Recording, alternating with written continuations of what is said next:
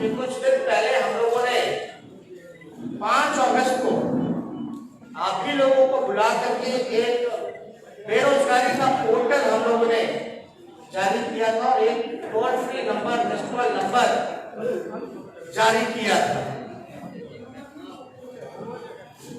उसके लिए हम आप लोगों को सूचना देना चाहेंगे। जो बेरोजगारी पोर्टल है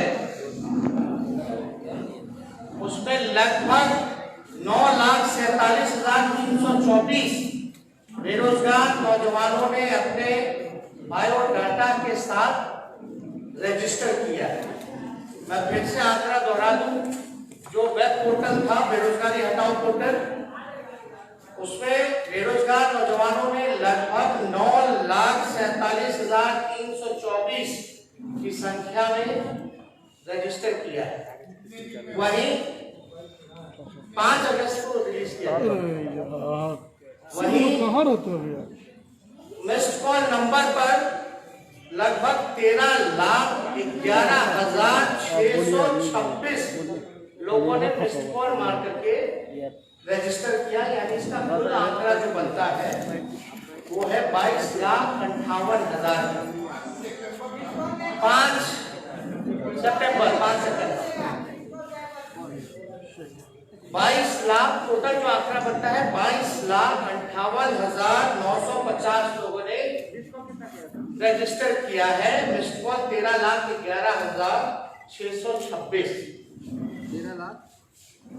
13,11,626। आप सब लोग जानते हैं कि देश भर में व्यापक बेरोजगारी की समस्या है। हमारे नौजवान पढ़ लिख करके डिग्री लेकर के बेरोजगार है। जिनको रोजगार था उनका भी रोजगार जो है वो छिन गया है। और इसको लेकर के हम लोगों ने कई बार लॉकडाउन से पहले भी हम लोग जो है यात्रा पर निकले थे, लेकिन लॉकडाउन की वजह से ये पूरा नहीं हो पाया। लेकिन लगातार हम लोग जो है बेरोजगारी के मुद्दे पर हमारी पार्टी गंभीर है। हमने पहले भी कहा था, इसको लेकर के हमारी एक्सपर्टीज जो है, इकोनॉमिस्ट जो है, उनसे बातें चल रही हैं। जो इस विषय के जितने भी बुद्धिजीवी लोग हैं उनसे बातें चल रही हैं कि बिहार जो है, खासतौर पे पूरे देश भर में सबसे युवा प्रदेश जो है वो बिहार है और लगभग 60% युवाओं की यहाँ आबादी है। लेकिन बिहार जो है बेरोजगारी का केंद्र बन चुका है इस देश में। सबसे ज्यादा पलायन यही होता है, सबसे ज्यादा गरीबी और भूखमरी बिहार में ही है। और हमने पहले भी जो दर बताया था, आंकड़ा बताया था, जो सबसे ज्यादा बेरोजगारी है 46.6% जो दर है बेरोजगारी का है। ध्यान से सुनिएगा, ये गंभीर मसला है। 46.6 जो परसेंटेज है वो बेरोजगारी का है। हम लोगों ने लोगों को कहा था कि हम लोग बेरोजगारों नौजवानों के साथ हैं और आने वाले समय में अगर हमको मौका मिलेगा तो ये जो भारी व्यापक जो समस्या जो है इसको हम लोग दूर करेंगे। ये वादा नहीं है बल्कि मजबूत इरादे के साथ हम लोगों ने इस पर काम किया। मैं आपको बता दूं, इसके बाद में कुछ आंकड़े भी आप लोगों के सामने रखेंगे। सवाल होगा कि भाई आप रोजगार कैसे दीजिएगा, रोजगार का सृजन आप कैसे कीजिएगा। मैं बिहार के नौजवानों युवाओं से ये कहना चाहता हूं कि राष्ट्रीय जनता दल को मौका मिलेगा, जब सरकार बनेगी तो पहला कैबिनेट मीटिंग जो होगा, पहला जो कैबिनेट मीटिंग होगा, पहले दस्तखत से लगभग 10 लाख नौकरियां निकाली जाएंगी। 10 लाख नौकरियां निकाली जाएंगी। और ये वादा नहीं है, मजबूत इरादा है। हम लोग झूठ नहीं बोल रहे। झूठ बोलने वालों को लोगों ने देखा है, जाना है। साल में 2 करोड़ रोजगार देने की बात कही जा रही थी। दूसरी तरफ 15 साल में जिन लोगों ने सत्ता में राज किया, बिहार को कंगाल बना दिया। एक बिहारी पर लगभग 37,000 रुपए का कर्ज हो चुका है। 12.5 करोड़ की आबादी है, बिहार पर भार हो चुका है। इसलिए हम सब लोग इस चीज को लेकर के गंभीर थे। आप लोगों ने देखा होगा विधानसभा में बेरोजगारी को लेकर के जो आवेदन जिन लोगों ने भरने का काम किया रोजगार के लिए, चपरासी की नौकरी में, ड्राइवर की नौकरी में लगभग 5.5 लाख आवेदनें जो है वो जमा की गई, केवल 250 पदों के लिए। हमने एक और आंकड़ा आप लोगों के सामने बोला था और नीतीश कुमार जी से पूछा था कि भाई पुलिस डिपार्टमेंट, शिक्षा डिपार्टमेंट और आपका जो स्वास्थ्य डिपार्टमेंट है उसमें लगभग 4.5 लाख नौकरियां रिक्त पड़ी हैं। अब आप लोग सब लोग सोच रहे हो कि नौकरियां आप कहां से देंगे, कैसे देंगे, लेकिन कोई ये सवाल नहीं पूछता कि नीतीश कुमार जी पैसा कहां से देंगे। अब तक तो सृजन नहीं किया रोजगार, नियोजनों के नाम पर ठगने का काम किया। और ये जितनी भी नौकरियां राष्ट्रीय जनता दल जो वादा कर रही है, जो देगी पहले कैबिनेट में, ये सरकारी नौकरियां हैं और स्थायी नौकरियां हैं। सरकारी नौकरियां और स्थायी नौकरियां हैं। अब आपके सामने हम कुछ आंकड़ा रखना चाहते हैं। पहले जिक्र था कि हम कैसे इस चीजों को बढ़ेंगे, तो हम कैसे बढ़ेंगे उसके पहले हम आंकड़ा जो है आप लोगों के सामने रखना चाहेंगे। अभी सुनिए, आप लोग पीछे हो जाइए, आप लोग पीछे हो जाइए जितने लोग हैं। अब बात सुनिए, हो गया। अब ये आंकड़ा ध्यान से सुनिएगा, ये बिहार के लिए सबसे महत्वपूर्ण आंकड़े हैं। लोग पूछते हैं कि क्या विजन है, कैसे पूरा कीजिएगा, तो हम ये कहना चाहते हैं इन आंकड़ों को हम बता दें। जो स्वास्थ्य विभाग द्वारा तय जो मानक है और जो WHO का जो है कि एक प्रति जो डॉक्टर है 1000 पर 1 डॉक्टर होना चाहिए, 1000 पर 1 डॉक्टर होना चाहिए। आप समझिए कि लगभग हमारा जो आबादी है 12.5 करोड़ की, 1000 पर 1 डॉक्टर होना चाहिए।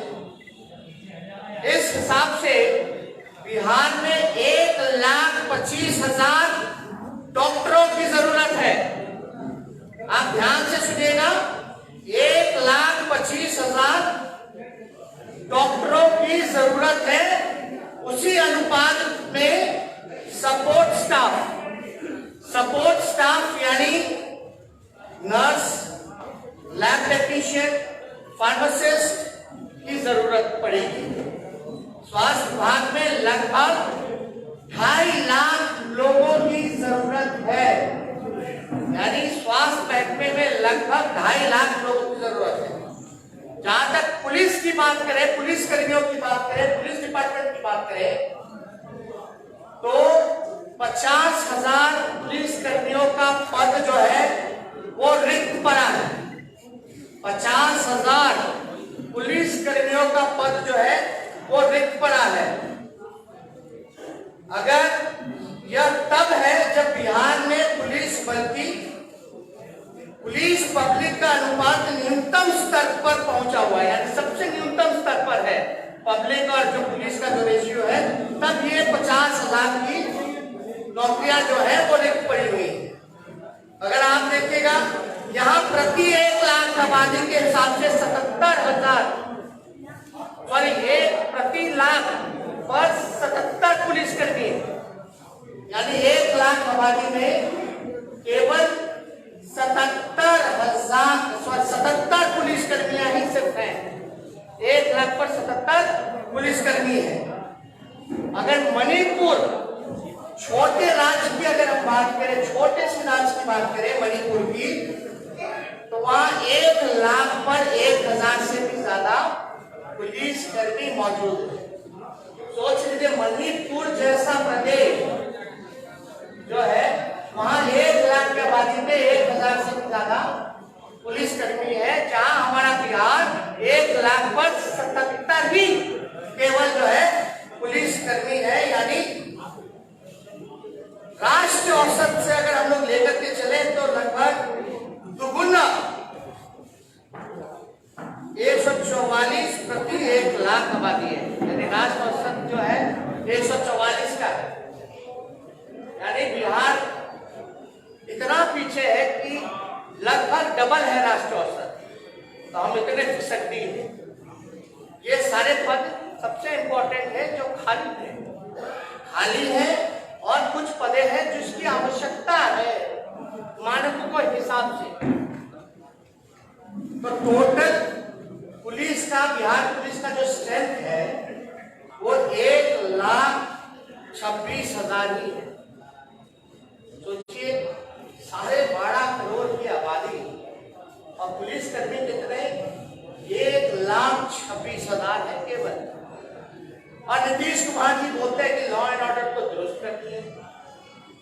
नीतीश जी, ये हर 4 घंटे पे बलात्कार होता है, हर 5 घंटे पे हत्या होती है।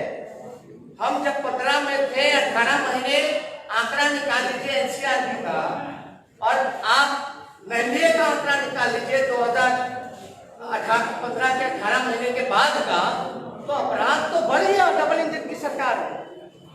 आप एनसीआरबी का आंकड़ा निकालिए, अपराध बढ़ने का कारण क्या है? 1 लाख में अगर 77 पुलिस कर्मी रहेगा तो आप कितनी उम्मीद लगा सकते हैं पुलिस से कि वो अपराध को कंट्रोल कर सके? तो आपको बता दें टोटल स्ट्रेंथ जो है, आप लोग पीछे हटिए, आप लोग सब लोग, तो आप लोग समझ सकते हैं कि बिहार का टोटल स्ट्रेंथ जो है 1,26,000 है। यानी सिर्फ 77,000 कार्यरत पुलिस कर्मी है, जिसमें कि 50,000 रिक्त पदे थे। तो इसलिए राष्ट्रीय औसत से लगभग जो है बिहार में 1.72 लाख पुलिसकर्मी की जरूरत है। अगर राष्ट्रीय औसत का भी लेकर के चले दुगुना, तो बिहार में 1,72,000 पुलिसकर्मी की टोटल जरूरत है। अब आइएगा शिक्षा विभाग में, तो प्राइमरी और सेकेंडरी लेवल पर 2.5 लाख से अधिक स्थायी शिक्षकों की पद जो है वो रिक्त है। जो 2.5 लाख से अधिक स्थायी शिक्षकों की पदे जो है वो रिक्त है प्राइमरी और सेकेंडरी लेवल पर। और कॉलेज और यूनिवर्सिटी स्तर पर लगभग 50,000 प्रोफेसरों की आवश्यकता है। यानी अगर बात की जाए यूनिवर्सिटी की, तो प्रोफेसरों की लगभग 50,000 हम लोगों की आवश्यकता है। राज्य में जूनियर इंजीनियरों का 66% पद जो है वो खाली है। कोई भी प्रोजेक्ट जो है समय पर नहीं होता, 8 साल 10 साल वो लग जाता है। तो जूनियर इंजीनियर जो हर प्रोजेक्ट में जिसको लगाया जाता है ड्यूटी पर, बिहार में 66% जो है वैकेंट पोस्ट है, खाली पद है 66%। पथ निर्माण, जल संसाधन, भवन निर्माण, बिजली विभाग या अन्य विभाग में लगभग 75,000, मैं आपका गिना दूं, 75,000 जूनियर इंजीनियरों की जरूरत है। इसके अलावा जितने लिपिकों हैं, सहायक हैं, चपरासी हैं, ये मिलाकर के लगभग जो 2 लाख पद भरने की आवश्यकता है, जो सपोर्टिंग स्टाफ हो, जिसकी जरूरत पड़े, इनका जो है लगभग आवश्यकता 2 लाख का है। तो ये सारा कुल आंकड़ा मिलाकर के टोटल जो है वो 10 लाख का बनता है। इसमें हम डिटेल में आप लोगों को प्रेस रीट भी व्हाट्सएप पे हम आप लोगों के भेज देंगे, जिसमें कि आप लोग आंकड़े सही रूप से देख सकिए। तो मेरा ये कहने का मतलब है कि 4.5 लाख तो रिक्त पदें थी और जो आवश्यकता था, जो मानकों से उसको मिला करके जितनी जरूरत पदें हैं जो होनी चाहिए थी, जो ये डबल इंजन की सरकार को इन 15 सालों में रोजगार का सृजन करना चाहिए था, वो हो सकता था। 10 लाख स्थायी नौकरियां, सरकारी नौकरियां दी जा सकती थी, लेकिन नीतीश कुमार जी और इस डबल इंजन की सरकार ने नौकरियां नहीं दी। और हम आपको बता दें एक और बात, ये 10 लाख नौकरियां पहले कैबिनेट के पहले कदम से जो निकलेगा, यानी 2 महीने बाद ये सारे पदों को भरने की कवायद शुरू कर दी जाएगी। बिहार के नौजवानों को ये पदें जो हैं 2 महीने बाद ये भरने की शुरुआत कर दी जाएगी। और दूसरी महत्वपूर्ण बात है, ये केवल सरकारी सेक्टर है। जो बेरोजगार होकर के जो कृषि में काम कर रहे थे, किसान का काम कर रहे थे, अब इस बिल के बाद उनकी भी रोजी रोटी पर इन सरकार ने आफत लाने का काम किया। ये केवल सरकारी स्थायी नौकरियों के बारे में हमने जिक्र किया है। इसके अलावा भी जब कारखाने लगेंगे, इन्वेस्टमेंट आएगा, IT पार्क लगेगा, फूड प्रोसेसिंग यूनिट लगेगा, टूरिज्म में व्यापक सुधार होगा, पर्यटक आएंगे, रोजगार के अवसर, बिजनेस के अवसर, वो व्यापक रूप से रोजगार जो है सृजन का एक बड़ा माध्यम होगा। खेल कूद जगत सारी चीजों को अगर देखेंगे, और जितना अनऑर्गेनाइज सेक्टर है जो सरकार की गलत नीतियों के कारण उसको तबाह कर दिया गया, उन सारे चीजों का जल्दी ही हम आप लोगों के सामने ब्लूप्रिंट, विजन कि उन अनऑर्गेनाइज सेक्टर में हम कैसे काम करेंगे, वहां हम रोजगार कैसे उपलब्ध करेंगे।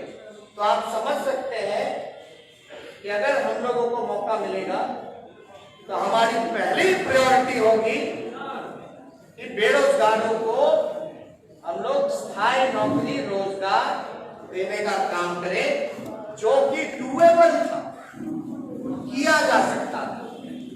अब सवाल पूछे कि 15 साल राज करने वाले लोगों ने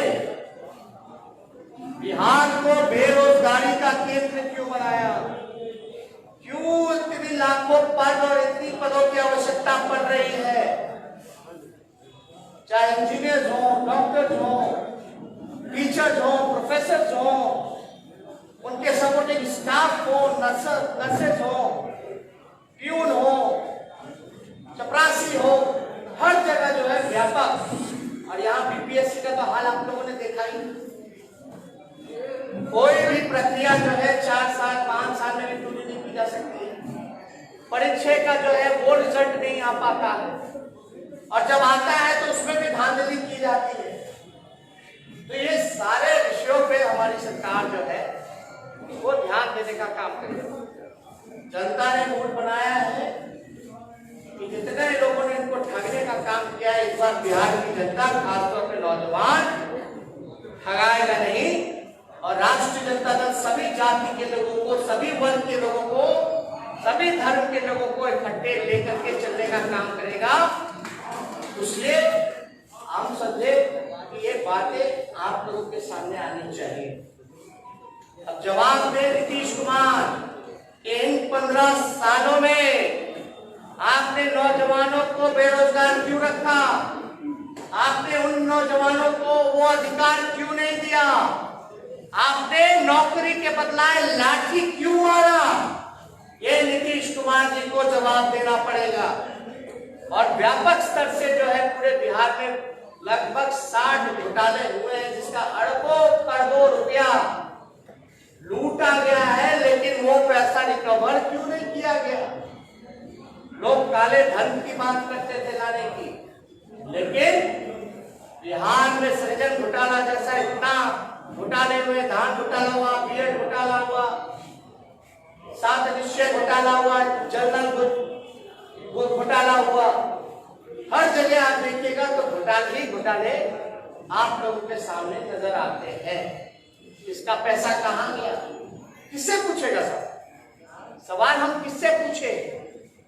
हम तो नीतीश जी से पूछेंगे, वही मुखिया है, 15 साल से है कि बिहार का लाखों अरबों करोड़ों रुपया कहाँ गया, उसके रिकवरी के लिए आपने कोई गंभीरता नहीं दिखाई, कोई चिंता नहीं दिखाई। वो पैसा ना आपका था ना मेरा था, वो बिहार की 12.5 करोड़ बिहार की जनता का पैसा था, जिसको लूट मार करके आप लोगों ने बर्बाद कर देने का काम किया, खजाना की चोरी करवाने का काम किया गया, एस्टिमेट घोटाला। तो इसलिए अगर आप लोगों के पास कुछ बेरोजगारी या इस विषय पे अगर कोई सवाल होगा तो आप लोग चाहेंगे कि इसका जवाब आप लोग नीतीश कुमार के एक डिसीजन पर आपसे क्लैरिटी चाहेंगे। पिछले 2 सालों में आपको लेकर विवाद हो रहा है कि बिहार में शराबबंदी है, उसको लेकर के गवर्नमेंट को मॉनेटरी लॉस बहुत हो रहा है। हमने पहले स्पष्ट बोल दिया, बेरोजगारी पे सवाल है तो पूछिएगा, ये सारी चीजें मैनिफेस्टो पे हम लोगों का काम चल रहा है। जल्दी विजन जो है आप लोगों के सामने रखेंगे, लेकिन ये जरूरी था। हम आपको बता दें लगभग 22 आपको बताया जाएगा ना, भाग नहीं था अभी यही हम भी यही विषय भैया बेरोजगारी पे बात कीजिएगा तो आपके भी नाती रिश्तेदार होंगे, उनको भी रोजगार मिलेगा, सब लोगों के हैं, सब लोग को ये तो समझिए कि 22 लाख लोगों ने रजिस्टर किया है इन चंद दिनों में।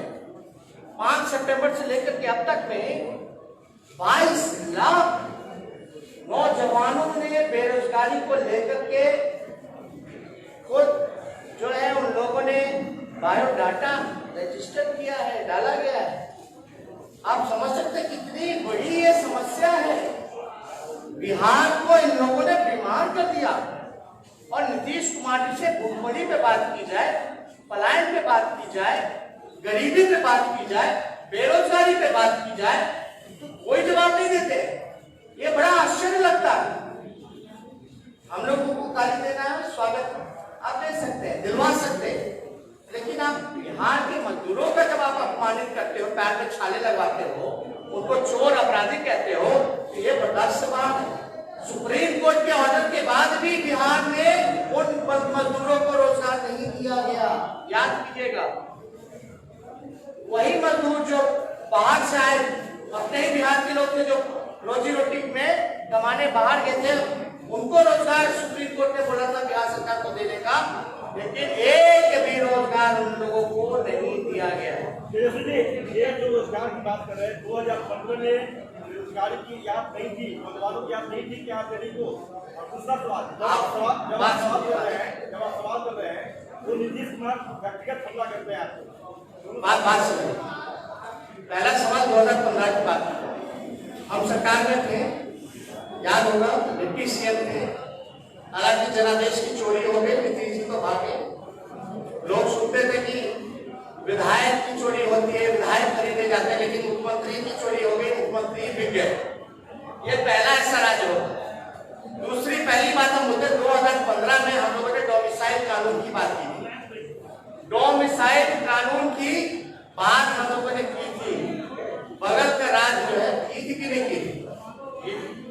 इसलिए की थी कि बिहार के लोगों को बिहार में ही रोजगार मिले। तो डोमिसाइल कानून दूसरे राज्य जो है, महाराष्ट्र हो, झारखंड हो, मध्य प्रदेश हो, मध्य प्रदेश में तो 100% डोमिसाइल कानून जो है वो लागू कर दिया गया। झारखंड में भी 100% जो है डोमिसाइल कानून जो है लागू कर दिया गया, लेकिन नीतीश कुमार जी ने हमारी बात को नजरअंदाज किया। तो ये बात, ये चीजें, ये चिंता तो हम लोगों की थी। जो बिहार का पैसा शिक्षा में, चिकित्सा में और आपका रोजी रोटी के लिए जो बाहर जाता है, ये तो चिंता हम लोगों की रहती है और हम लोग इस पर काम करते हैं।